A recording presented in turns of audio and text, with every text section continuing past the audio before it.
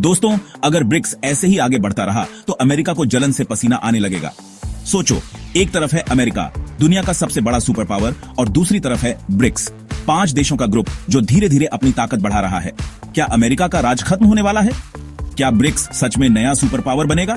और क्या हम सब डॉलर छोड़कर चाय पत्ती से पेमेंट करने लगेंगे? यार, ये तो सोच के ही मजा आ गया। इमेजिन करो, आप चाय वाले को बोल रहे हो, भैया एक कटिंग चाय और ये लो ब्रिक्स का नया नोट। चलिए इस मजेदार कहानी को शुरू करते हैं, लेकिन पहले अगर आपको दुनिया की राजनीति और इतिहास मजेदार तरीके से समझना है तो चैनल को सब्सक्राइब कर दो, वरना अमेरिका को बोल दूंगा कि आपको वीजा ना दे। तो कहानी शुरू होती है 2001 में, जब एक बंदे ने BIEC नाम का कॉन्सेप्ट निकाला। नहीं, कोई बेचारा चाय वाला नहीं था, ये एक इकोनॉमिस्ट था।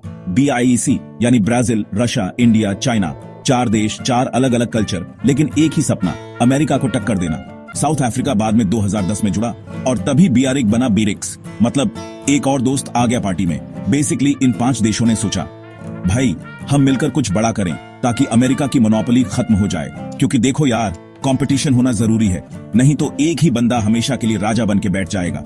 और आज ये लोग मिलकर दुनिया की 40% पॉपुलेशन और 30% GDP को रिप्रेजेंट करते हैं। मतलब इनकी बात को इग्नोर करना आसान नहीं है। ये वैसे ही है जैसे तुम्हारे मोहल्ले के सारे लोग मिलकर बोलें कि अब से गली में क्रिकेट नहीं खेलेंगे, तो भाई सुनना तो पड़ेगा ना। लेकिन यहाँ ट्विस्ट ये है कि ब्रिक्स के अंदर भी सब एक दूसरे से बहुत अलग हैं। रशिया है एनर्जी का किंग, चाइना है मैन्युफैक्चरिंग का बाप, इंडिया है IT का गुरु, और ब्राजील और साउथ अफ्रीका के पास तो रिसोर्सेज की कमी ही नहीं है। मतलब सब अपने आप में हीरो हैं। अब सोचो, अगर ये सारे हीरो एक साथ आ जाएं तो क्या होगा? एवेंजर्स की फिल्म देखी है? बिल्कुल वैसे ही। लेकिन यहाँ थानोस कौन है? जाहिर सी बात है, अमेरिका। अब सवाल यह है, क्या ब्रिक्स वाकई अमेरिका को टक्कर दे सकता है? देखो यार, अमेरिका कोई हल्के में लेने वाला देश नहीं है। उसके पास एक्सपीरियंस है, टेक्नोलॉजी है, और सबसे बड़ी बात पैसा है। मतलब अगर ये कोई गेम होता तो अमेरिका के पास सारे चीट्स होते। लेकिन ब्रिक्स भी हाथ पर हाथ रखे नहीं बैठा है। उनका सबसे बड़ा हथियार है उनकी पॉपुलेशन। मतलब अगर ये लोग एकजुट हो गए तो अमेरिका की भी हवा टाइट हो सकती है, और ब्रिक्स वाले ये बात जानते हैं। इसीलिए वो धीरे धीरे अपनी इकोनॉमी को मजबूत कर रहे हैं, अपना ट्रेड बढ़ा रहे हैं, और एक दूसरे की हेल्प भी कर रहे हैं। मतलब ये लोग भी अपना गेम प्लान बना रहे हैं। एक और चीज जो ब्रिक्स कर रहा है वो है डॉलर को चैलेंज करना। अमेरिका का सबसे बड़ा हथियार है डॉलर। दुनिया भर में ट्रेड डॉलर में होता है, जिससे अमेरिका को बहुत फायदा होता है। लेकिन ब्रिक्स वाले कह रहे हैं, अब डॉलर की बादशाहत खत्म करो। ब्रिक्स अपना अलग करेंसी लाने की सोच रहा है। मतलब कि दुनिया में एक नया पैसा आ सकता है। इमेजिन करो, आपके पर्स में डॉलर के साथ साथ ब्रिक्स का नया नोट भी रखा होगा। लेकिन भाई, ये इतना आसान भी नहीं है। एक्सपर्ट्स कहते हैं कि ब्रिक्स को बहुत चैलेंजेस हैं। सबसे पहले तो इन 5 देशों को अपनी प्रॉब्लम सॉल्व करनी होंगी। रशिया और चाइना का तो अमेरिका से पहले से ही झगड़ा चल रहा है। इंडिया और चाइना के बीच भी बॉर्डर इश्यू है, और ब्राजील और साउथ अफ्रीका की इकोनॉमी भी उतनी स्ट्रांग नहीं है। चैप्टर 3, चलो अब थोड़ा सुपर हीरो स्टाइल में ब्रिक्स के मेंबर्स के बारे में जानते हैं। बैकग्राउंड में बज रहा है धांसू म्यूजिक। पहले आते हैं हमारे प्यारे दोस्त रशिया।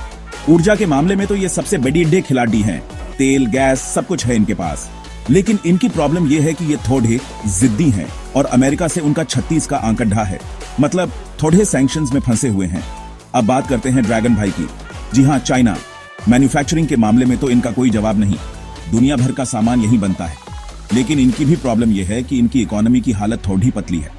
मतलब बाहर से तो ये बहुत ताकतवर लगते हैं, लेकिन अंदर से थोड़े कमजोर हैं। अब आते हैं अपने प्यारे भारत पर। दुनिया का सबसे बड़ा डेमोक्रेसी, और IT के मामले में तो हम सबसे आगे हैं। लेकिन भाई, हमारी भी कुछ प्रॉब्लम्स हैं। पॉपुलेशन ज्यादा है, पॉवर्टी ज्यादा है, और अंदर ही अंदर बहुत लड़ाई झगड़े भी होते रहते हैं। मतलब हम थोड़े ऐसे हैं जैसे वो स्टूडेंट जो पढ़ाई में तेज है लेकिन शरारतें भी बहुत करता है। अब बारी है ब्राजील और साउथ अफ्रीका की। इनके पास तो नेचुरल रिसोर्सेज की कमी ही नहीं है, लेकिन इनकी प्रॉब्लम ये है कि ये थोड़े पीछे रह गए हैं। मतलब इनके पास पोटेंशियल तो बहुत है, लेकिन उसे यूज करने की जरूरत है। तो दोस्तों, ये थी ब्रिक्स की सुपर हीरो टीम। अब देखना यह है कि ये मिलकर अमेरिका नामक विलन को कैसे हराते हैं, या फिर अमेरिका इनको हराकर अपनी बादशाहत बरकरार रख पाएगा। चैप्टर 4, अब सबसे बिडेढ़ा सवाल, ब्रिक्स का फ्यूचर क्या है? क्या ये सचमुच अमेरिका को टक्कर दे पाएगा? देखो यार, ये कोई फिल्म नहीं है जहां आखिर में हीरो हमेशा जीतता है। रियल लाइफ में तो कुछ भी हो सकता है। एक्सपर्ट्स का कहना है कि ब्रिक्स के पास पोटेंशियल तो बहुत है, लेकिन उसे अचीव करने के लिए उन्हें बहुत मेहनत करनी पीडीडी ढेगी। सबसे पहले तो उन्हें अपनी इंटरनल प्रॉब्लम सॉल्व करनी होंगी। उन्हें एक दूसरे पर ट्रस्ट करना होगा और एक टीम की तरह काम करना होगा। दूसरा, उन्हें अपनी इकोनॉमी को और मजबूत बनाना होगा।